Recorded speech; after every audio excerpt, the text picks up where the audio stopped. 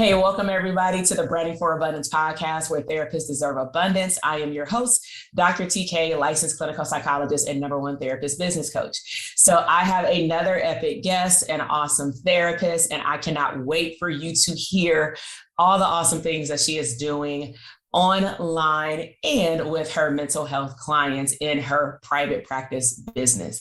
And so I want to welcome Amber to the podcast today. Welcome, Amber. Thank you. Thank you for having me. Yes. So everyone, as you have heard in the intro, Amber has been part of the Dope Therapist Academy community. She's been part of the Elite Coaching Mastermind community.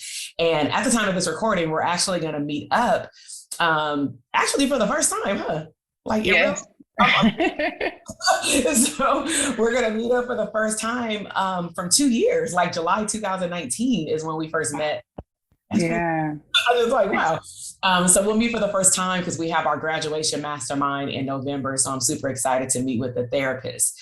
So yes, let's jump on into it. So can you introduce to the listeners and viewers your license type and where you're located right now? Yes. So I am a licensed marriage and family therapist. I'm also trained in both emotionally focused therapy and in eye movement desensitization and reprocessing, which is EMDR. And I prefer to say EMDR. And I'm licensed in both states, in the states of California and Texas, both telehealth.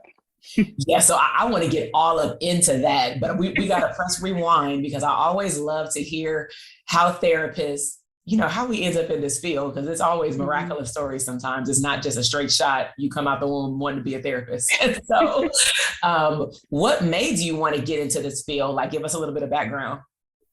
Yeah, I think that my journey to therapy was very much not a straight and narrow. It was something that came to me via someone else that I really respected and admired. So just to give a little background, when I went to college, I went to the University of California, Berkeley, go Bears. And when I was there, I was planning to be a political science major. Wow. I didn't know what I was going to be doing in poli-sci, but I was going to be doing political science. I took one political science class and was like, this is absolutely not going to happen.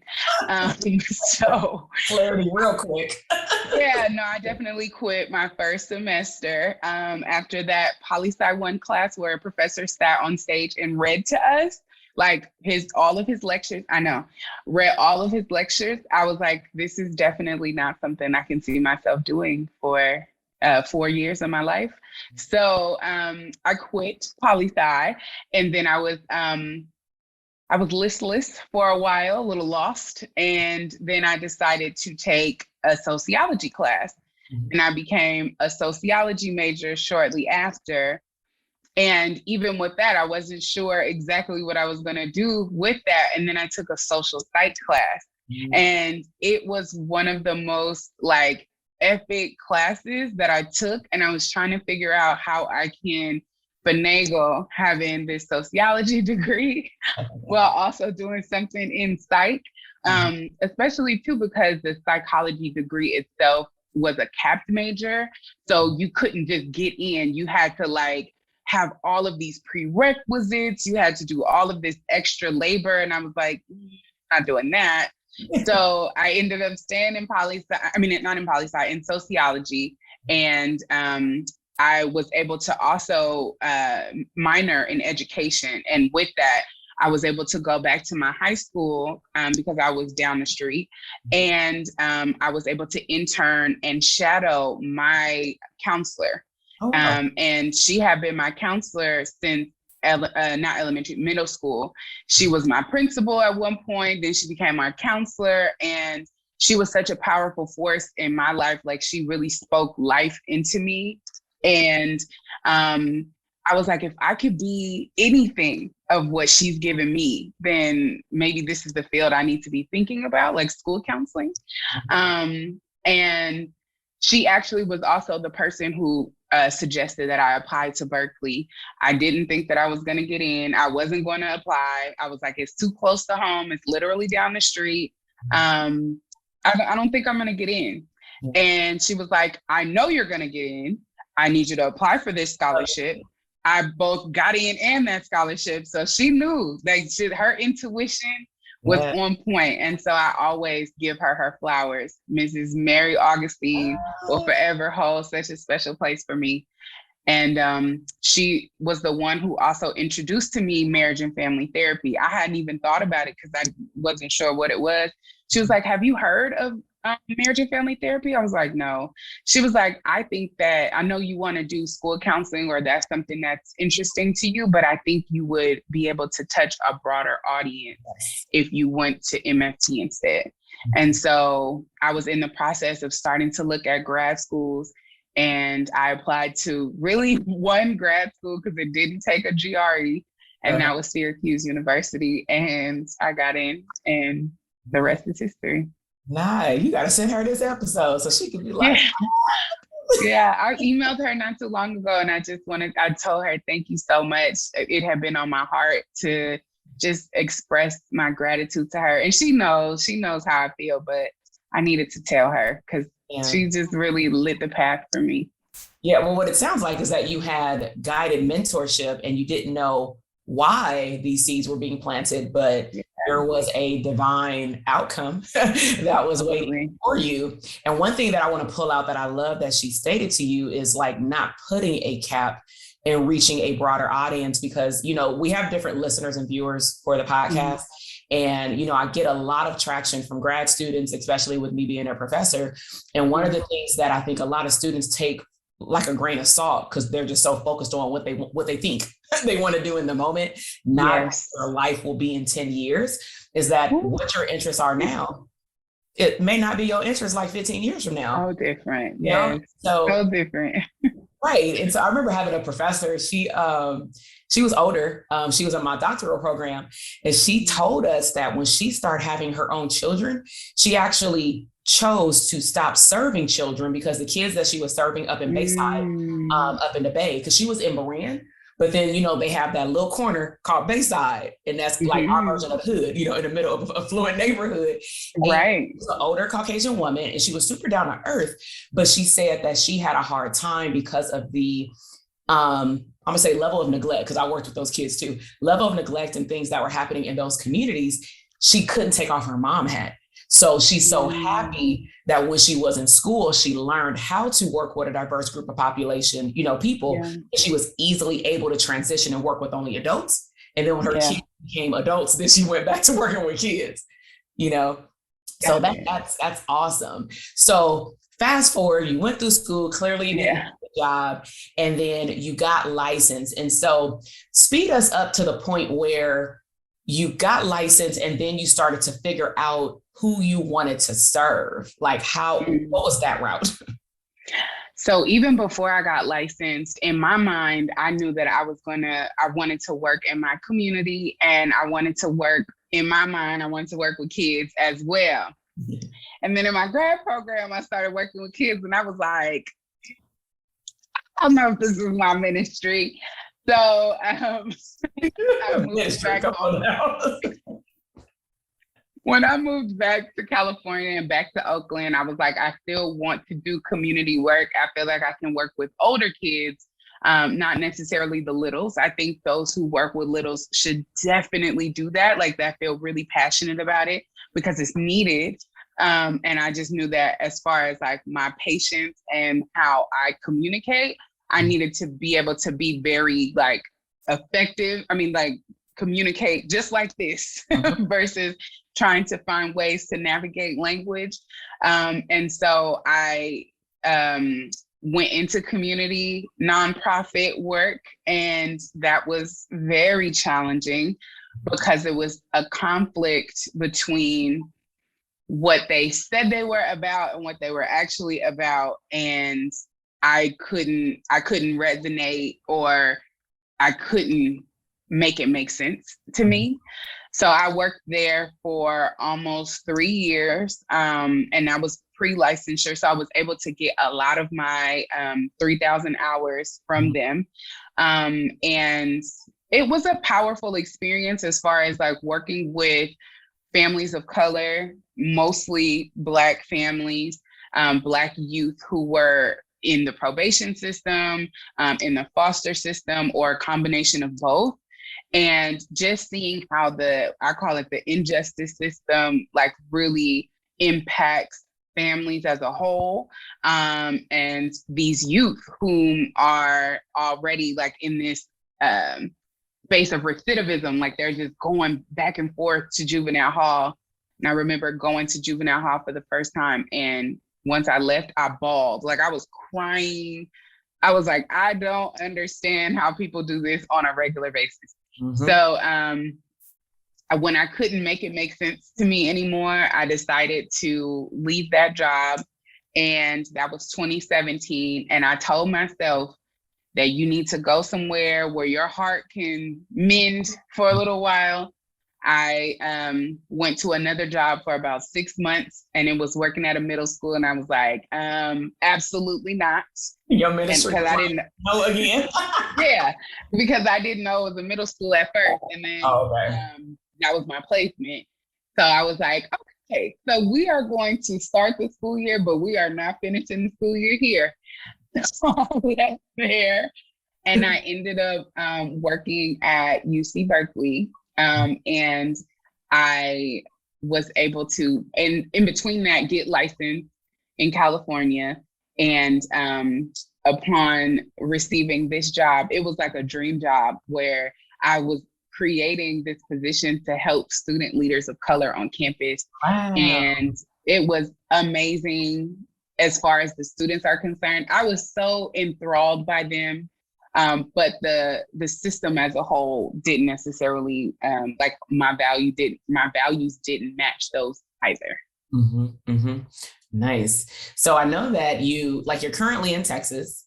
Yes. You're from California, and so I know that when we met in 2019, I didn't know it until you were in the academy program. You were in the midst of moving, and so can you talk about what it was like to even make a decision to take a leap and bet on yourself and uproot a fresh practice into another state and do something before this great era that we live in now, which is do virtual services? Yes. So 2019, I was working at Cal at that time, and something just wasn't sitting right with me. Like living in Oakland, I love Oakland, love being there, love the Bay. Like my family is there, but that also was the conflict, was that I felt so pulled in so many different areas, like emotionally, mentally, physically, like I just couldn't catch a break. I was trying to take moments to travel and do other things, but it just wasn't enough to satiate. And so I ended up visiting my cousin here in Houston a few times. And even after the first visit, I was like, that was one of the most like relaxing experiences. And we're not even talking about like a 4-star, 5-star resort type of thing. It was like, I stayed at her house on the couch, and I felt so comfortable. She let me use her car to explore the city. I was moving like I lived here already. And it just felt right. It felt right to explore something that felt really scary to think about, because I just knew I was going to stay in Oakland for probably the rest of my life. And because I hate moving too. And then, those visits, I feel like opened my eyes to the possibility of something else. And when I was talking with a colleague, and her name is Mikhail, she is amazing. And she was like, where does your heart call to? Because I was like, I feel lost. I feel like ungrounded. I'm so disorganized, and I feel like I'm not doing a good job. I need something different. And so she was like, where does your heart call to? That question has sparked so many things, but it really explored the opportunity. It really sparked the foundation for, I was like, Houston. Yeah. That was the first place that came to mind without even thinking. Houston was the first place that came to mind. So I decided to go ahead and take a leap. And I knew that I wanted to work in private practice. I didn't want to work for anybody anymore because the values that folks stand for, or what they say they stand for, and what they actually do, those things conflicting just really didn't sit right in my spirit anymore. And so I was like, so then what can it look like to do it myself? Like, be my own boss, like really do this for the community, you know, make it a practice for folks of color, like an ode to them. And healing through authenticity came from that. I didn't have the name of it yet until I joined the academy. And you happened to come across my feed as I was in this space of like, I'm about to make this really big change. And then here comes Dr. TK, like, okay, so this is what's going on. I said, that looks like me. I like her vibe. It's giving me very much like, you know, similarities. Yeah. I appreciate that. That is funny. So yeah, like it felt so like ordained. Everything, it was like I had made this really big declaration in my mind. You came across my feed. I was like, how do I make these things happen? And I said, I'm going completely remote because I don't want to pay rent. Yes. I don't want to have to deal with having people come in my space all the time. Like, my energy gets impacted by other people's energy. I know that. So I decided I would want to just work from my home. And I went from like working in my 1-bedroom apartment in this I remember your first apartment when you turned on your camera. You were like, I'm in Texas. This little area to having a whole office in an apartment that, I mean, I love. It's interesting that the way that you described it, I mean, most people who may study it, it's, you know, I think about laws of attraction and manifestation, but where things really unfolded for you, it sounds like, is when you made the decision. And, you know, when I'm talking to just therapists that run across my feed, you know, they're like, how did you do this? How did you do that? I said, oh, I made the decision. And that was probably the hardest decision that I had to sit down and make, is making the decision. And they were like, that just sounds so easy. I said, it can be, but it's a process. But it's what I mean by it can be is that everybody's so focused on strategies of how to have profitability and all these big things. And I'm like, it really starts with you having faith and simply, one, following the seeds that have already been planted. Like, the seeds that were being planted was from you finding yourself, you know, because think about, like, I think about harvesting. I actually just published a podcast this morning about like, you know, things are being placed in your favor. I did one for last month. Yeah. And it's just crazy how things just start to fall together. And then you look back like, oh, well, I was lost for a reason, because I would have never found this. Because if I wasn't lost, I wouldn't have known to go talk to this person, and they wouldn't have been able to pour into me, because I would have had a barrier up. Like, nope, I'm poli-sci. You can't talk nothing into me, teacher, social psych, you know? So I just wanted to bring that all together, because I think, you know, humans, we're so focused on checklists, and we don't actually take our time to even look at, how do I want my energetic flow to be set up in my office? Right. You were the only one in our cohort of, I think our first cohort was 12. You were the only one doing telehealth, and everybody was so fascinated. Like, girl, are you sure? You know, but you were confident in saying yes. And then I remember you came back like 2 cohorts later, because what I did for the viewers and listeners, when I first had my first cohort, I didn't know what the outcome was going to be. I just knew that I had something to give. You know what I'm saying? Like, this was going to be. And then people started asking more. And then I decided to offer it the following July, but then COVID happened and I pushed it up. But what I did is I reached out to the alumni, because then I decided, you know what? They should be able to come back. That was a lot of information. I want them to be able to apply the information. And I also want to see what they're doing. You know what I'm saying? I see them online and stuff. So when I invited you back, that's when you had announced that, yes, we knew that you were licensed in both states, but then you made like a miraculous announcement, like, oh, I'm full. I'm like, you full what? You were like, my caseload is full. And I really just wanted to commend you, because here we are in a tail end of a, 2-year pandemic situation, and people were in fear of just splitting their time and going online. You did it when there was nothing to push you into fear, which to me is more fearful because you had to make that decision. Mm-hmm. You know, so I want to commend you of being able to follow your heart and go with your gut and actually make that move, because that was your best move. You know what I'm saying? It was. It still feels like I can't believe it's happened. And I remember having other people express their fear to me about, like, am I sure? Are you sure that's going to work? Because it wasn't just like the cohort. It was also like my grandmother who, you know, was very much a boss in her own right. And so the idea that I would be going and not having a plan as far as a job or something already lined up. And I had actually applied for some jobs before I left, because I was like, well, if this don't work out, like I need to have something on the side.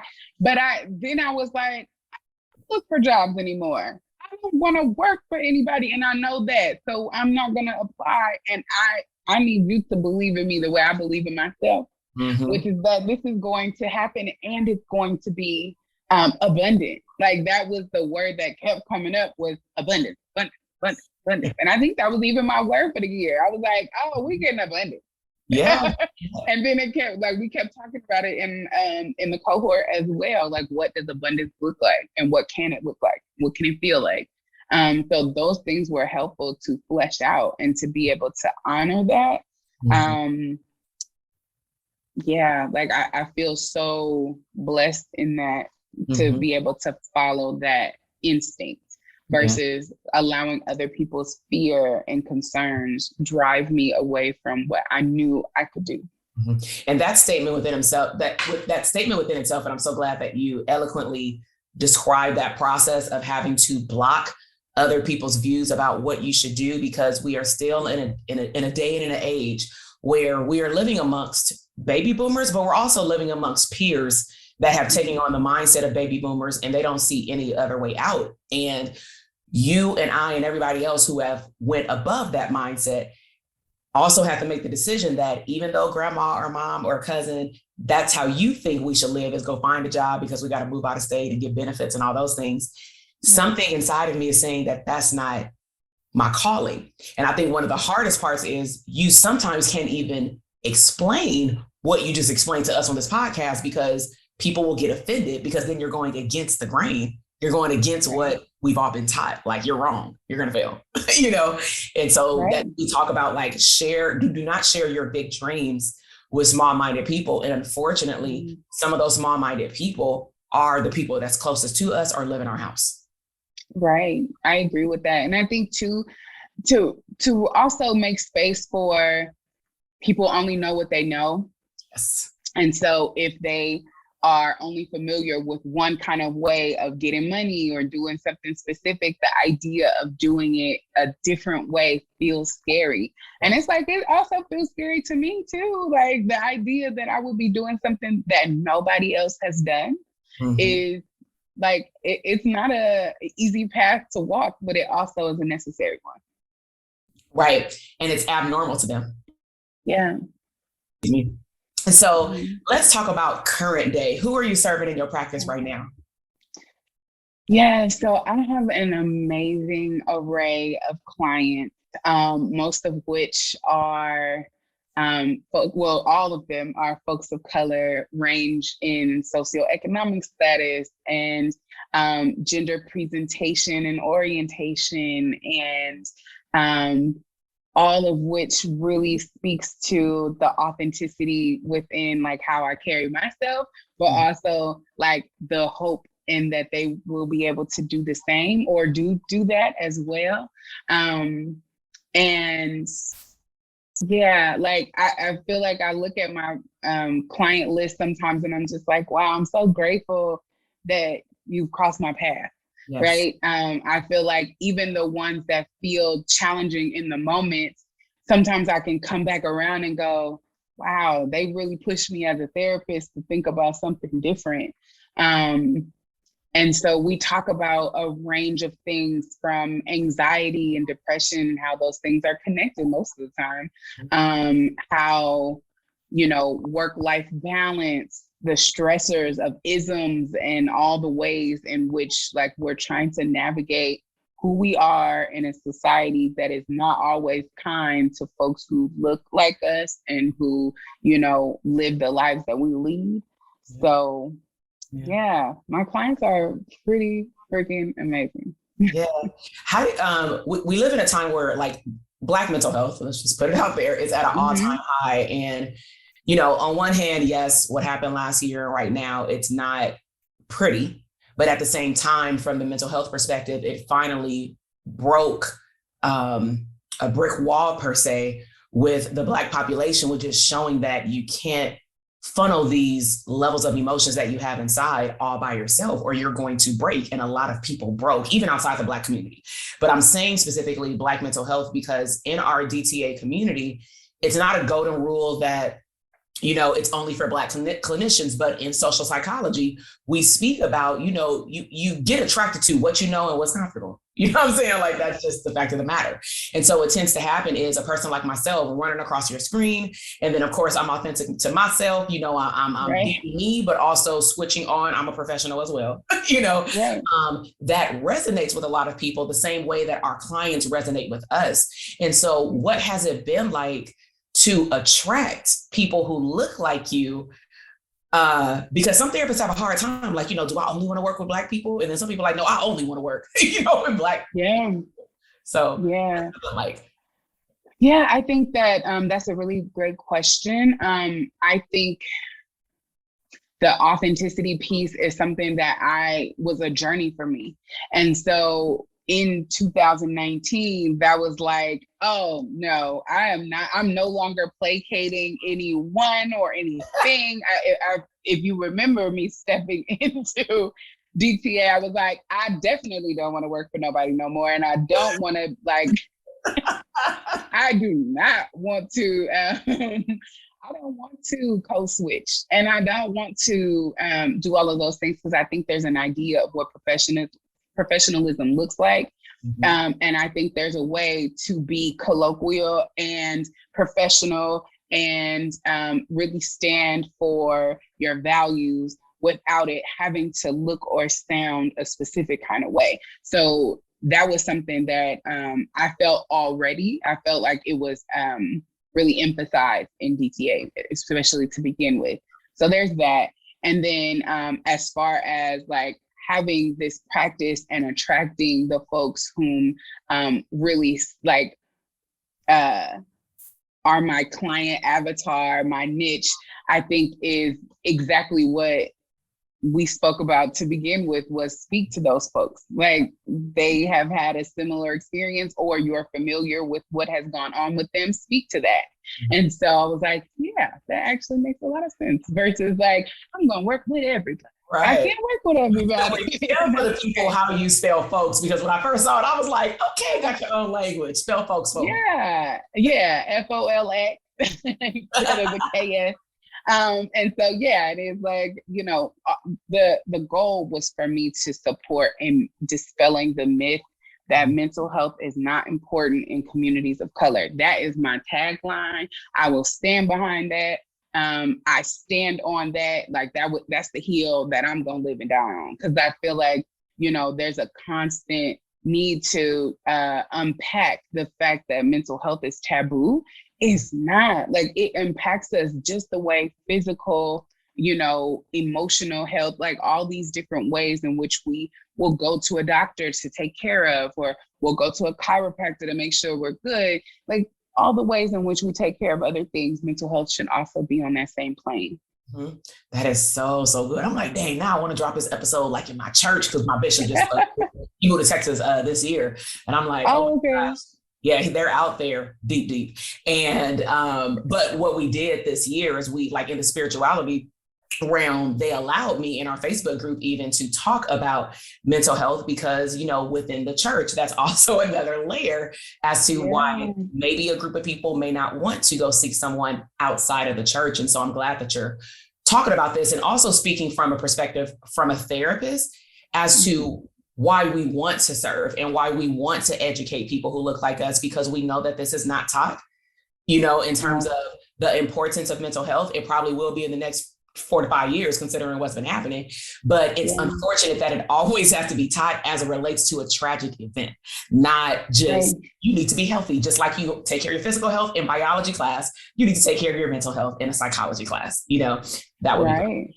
So, but we also don't talk about the biopsychosocial pieces, right? Like if one thing is not working, like there's things that are impacted as a result. And so like if your body is not feeling good, sometimes your mental health is also impacted by that and vice versa. Mm-hmm. Like sometimes you are feeling anxious, overwhelmed, stressed, and your body starts to have the responses. So like being able to connect those things versus dismissing them is really important. Well, what we do, and I say we, because I remember being in an MFT class and it was like on cultural competency. And we read about particular groups of people, like cultures, who somaticize more than others. And I remember the number one somaticized based off research group was Hispanic, and then it was Indian, and then it was African American. And for the listeners and viewers, what that means is that you would dismiss being anxious, but you wouldn't dismiss feeling not okay. What you would do instead is you would go to the doctor and say, I think I have the stomach flu. I think that I'm about to faint. I think I'm having a heart attack when it's a panic attack. You know what I'm saying? And then when someone tells you, oh no, you just had a panic attack, do you want to talk to a therapist? A therapist for what? Just give you some pills. Give me some Motrin, And so what we're saying is take a look at your entire world. And that's what we look at it is from a perspective of bio, your body, genetics, hereditary, physiology, then your psychology. How are you thinking about your world? Are you feeling like the world is against you, or are things working for you in your favor? And then also your social environment. How are people, circles of influence, your family, what they say to you or at you? How is that influencing yourself? And this is why therapists ask, because I do have to say this, because they're like, why y'all ask so many questions? Why are you asking me about my family history? This ain't the medical doctor. Well, guess what? We're under the medical umbrella. And I think that last year shed the light on that the most, is that we are under the medical umbrella. And hence, this is why, So as we move into the last part of the podcast, I know that we have a lot of therapists listening, whether they're graduate students, pre-licensed or licensed. And so we've been talking about this whole DTA thing. We hinted on the mastermind. As a business owner and taking that leap of betting on yourself, why do you believe at the time that you did it, that it was important for you to invest in yourself? Well, I have to be honest, I was not ready to come up off that money. Yeah, no, this is where like the conversations are. Yeah. And but I also had this like sinking feeling that if I didn't, I would be stuck in the cycle that I was in because I was trying to do it all myself. So one of the things that you recently sent us via text message was like, are you going to pay, or are you going to consistently do this like painfully by yourself versus paying to have it done for you, or like for you to be more knowledgeable? And I was like, oh yeah, somebody had texted me back and was like, huh? I don't think they read the whole message, because in the middle, I think I said like, stop paying ignorance tax on one of them. Yes. And somebody was like, what? And I described what that meant. Ignorance is just a definition of you don't know. But in the Black culture, when our grandparents may have said that, it sounded like a curse word, you know what I'm saying? Okay, but I was also, when you read it, it was like, and when you all put everything in context, I was like, that's actually really, that's an intelligent statement there. But I think it's true. It's like, you don't necessarily want to come up off the money to pay to like have somebody teach you, coach you, take time. But also like, it takes so much more energy and time trying to piecemeal things together when you can have it all in one spot. And so for me, when I had sat in I think it was a mastermind that you had given. I think it was like an hour. I was doing master classes and webinars. Yeah. So I sat in that meeting, and I remember sitting there contemplating for another like 30 minutes afterwards. And I was like, why is this sitting with me so heavy? and why am I about to jump into this situation with this lady? But really though, I was like, no, I appreciated what you had to offer. It was like very formatted in a way that made sense for me to come into. And I was like, if I'm going to move myself forward, I can't continue to do the same things I was doing and expecting different results. Mm-hmm. That's the definition of insanity. It doesn't work. And I also know that I'm trying to get this from here, and do this here.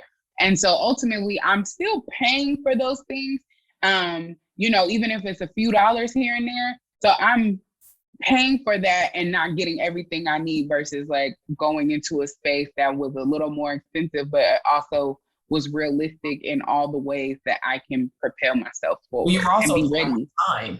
So I want to bring that up because I think that a lot of times we don't understand how you just explained it of piecemealing. When I tell therapists, like in those boot camps now, I say, I want you to do a time audit and I want you to look at all the time that you're looking for answers. And then I want you to look at how much do you currently charge or you should be charging, at least for individual therapy right now. So some people may say, I may charge 85, but I really should be charging like 150. I'm playing myself. You know what I'm saying? So let's do the 150. If you're spending 5 hours on YouTube, podcasts, or Google, and they're giving you information, but now you're like, I got 20 things and I still don't know where to start, which one to go first now. Now you've still wasted 5 hours times $150. That's almost $800. And so would you rather pay $800 or whatever the amount is of the program with giving you everything in a shorter period of time? And for my program, you had the ability in the middle of a move. I think this is really key. I'm going to highlight it. You told us you would be off for a week. So you were investing in a program that still gave you an investment in your return because you were able to watch the replay of the sessions. You were still able to send in a question if you had one, even though you were moving. And then we also invited you to come back to another cohort so that you can actually apply what you consumed, because I know everybody's not going to apply all that information in a short time frame. That within itself of being able to come back and repeat the same structure and be around like-minded people, circles of influence, is like triple your investment. But sometimes we don't see that in the beginning. We just see a dollar sign and putting in my credit card. Right. I mean, and since then, like I've been able to increase my numbers. I've been able to increase my fees. I've been able to think about the passive. Speak on that, because a lot of therapists in my program now have been asking for that. Yeah. And they were like, are you going to tell us how to increase our fees? And I tell them yes and no. Yes, I will motivate you. Yes, I will ask you what your value is. No, I will not tell you what your price point is, because I don't know what you believe your value is, but I know that you're valuable. So you don't have to disclose pricing, but what was it like in that, it was like 3-day time frame. Remember we talked about laws of attraction. What was it like to sit in it? Because now we're in a mastermind. What was it like to have a one-on-one session? Yeah. Us do our thing together, conspire with our magic. And then you have an aha moment, and then something magical happened within like 48 hours or something. Yeah. So, well, in the beginning, I was not charging what I felt like I should be charging. So it took me a good while to actually make the first increase in the business. I think we had talked about it for months, and I was like, but I don't want to lose clients as a result, or I don't know if people are going to pay this because blah, blah, blah. And you were like, you're sitting in a poverty mindset and it's not helping you. And so, stop. What are you going to do about that? Yeah. This is how we really talk. Can you stop? And then I was like, okay, well, I'm just going to increase it to this. And you were like, okay, that's better than what you were doing. I was like, okay. And then I had a conversation. So the one thing, a part of DTA later on, was that you had us go into DTA, groups. Mm-hmm. We are in accountability groups. And so even out of DTA, I've still been with my same accountability group. We still meet on a weekly basis. They are amazing. Awesome. And they were also, I was like, I feel like I need to increase again. Actually, no. Dr. Erica said, so when you increasing? Like yesterday? Okay, so right now? I need to do it right now? And then I had my one-on-one with you, and I was like, well, this kind of got brought up that I might need to increase again. And you said, okay, so when you doing it? Okay. Today? That was fast. I'm gonna do it today. So within making the declaration that it was going to be that price and I'm not gonna move on it. Mm-hmm. I'm not gonna do sliding scale anymore. I'm not gonna do the other things. Within that short amount of time, I think I had at least one client come on with no problem. Like, within 48 hours, I got to tell you. But I was like, I was jumping for joy. And I actually played it for the team. I said, now listen to this. It was like we got off that call. I changed and this is the thing about fast action, and I appreciate about you, is that you're like, okay, so what's your fast action? What can you do right now? And I was like, I guess I could change my my forms. Once I declared on my forms that this is what it was going to be, I got I already had the consultation scheduled, I think, and I said my price, didn't even bat an eye at the price. And that was my first, like, this is my big girl prices, client. And yeah, amazing. Awesome. I also want to I'm gonna sneak this in here, because sometimes, this is the best part about being a therapist, I believe, is that we have the skill set to take it into other arenas in our business. Yeah. And one of the things I actually love, because I work a lot with teens and families, is I love doing role plays or like role reversal. So one of the things that we did in that session talk about, what are your fears? Because I'm not going to minimize that. Like, what is standing in your way? I don't want to just send you out there. And so we talked about objections, and we did like mini role plays, because I'm like, I think you said the number, and I said, yeah, say it again. And say it again, because I needed you to feel confident when saying it. And I think that plays a role when we practice what our gifts are and speaking our value to other clients. It makes it easier. So what I'm really saying to therapists who are listening, you can listen to all these podcasts as you want, and please to, but you should be practicing behind the scenes of how you're going to deliver epic services to your clients, practicing your craft of being an EMDR therapist. Don't just get certified and stop reading books and going to workshops. You should be continuing these things to stay in the know, So I want to thank you for sharing that, because I think what you just brought up today, outside of like the epic services that you do in mental health, but specifically for therapists, is the main two reasons why therapists are not growing at the pace I know that they can. It's not that they won't grow, they're just taking 10 years to do it. Is that they are surrounding themselves potentially around the wrong people, or allowing the wrong people to pour into them. So they're stopping them. You also brought up that you can own your time, and you can own your decisions for where you want your life to go and your career to go. So you took ownership of, if I want to take fast action and fast pace, and this person didn't come across my feed for no reason, just like that counselor didn't instill me to apply to UC Berkeley. Right. I got the nudge for 30 minutes. My intuition is telling me to make the move. And sometimes we have to listen to our intuition versus our limiting thoughts. And that's a hard decision, but it has to be made. Absolutely. Yes. So what are some of the things that you have? I know you have one big thing coming up. Can you tell our listeners and viewers a new branch that has been birthed in your business that is going to be awesome, but I think it deserves a space to educate people on the benefits of it? Yes. So I recently had bariatric surgery, which is also considered weight loss surgery. I had the gastric sleeve, and it's because I was having some really tough health concerns and issues that were not going away. And I tried a little bit of everything, fad diets, this, that, and a third. And it was so overwhelming to try to figure it out by myself. And I decided to really, again, take another chance on myself to extend my life. And I know that some folks find surgeries like this to be pretty taboo as well. Like it's the easy way out, or it's not something that's beneficial to our communities.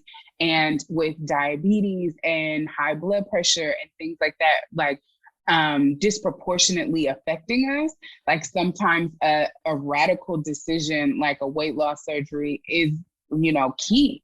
And it has been for me. Like I'm no longer on diabetes medication. I'm still managing my high blood pressure, but I've lost about 100 pounds since my consultation in April. And so my goal is to support other folks who are preparing for their journey. So the whole point, I was sitting in a meeting for my bariatric, like afterwards, post-care, and it was a lot of folks expressing some really hard conversations that they hadn't had with anybody else. And they were having it within this really big group. And I was like, what could it look like for me to offer space to discuss like concerns that may come up, successes, tools, tips, and tricks, to be able to like manage this really scary time. And so as a result, I started working on a workbook, and I'm going to be offering a preparation for bariatric surgery group that allows folks to come, and it's 5 weeks. You get the workbook as a result of that so that you can work on what is your why. We're working on a shift, a mindset shift, but also a shift in the things around you, the biopsychosocial pieces. And so just wanting to facilitate a conversation and build community around this really epic journey. Mm-hmm. And I'm so glad that you have taken the time out to look at what is needed.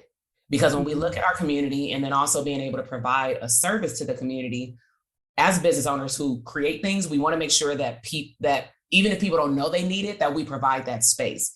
And I really love how you explained it, because truth be told, and we've discussed this, most people only know about post-bariatric help, right? I've done bariatric surgery evaluations myself, but neither have I heard about, outside of us recommending therapy before, is that people have a safe space to just talk about what this journey is going to do for them and how it is going to transform not just their life, but people around them. Because I've had clients where that scared them. If they've been, one young lady said, if I've been this size all my life, it wasn't until I did the evaluation with you, like a psych eval, that I realized I'm taking on an entire new identity.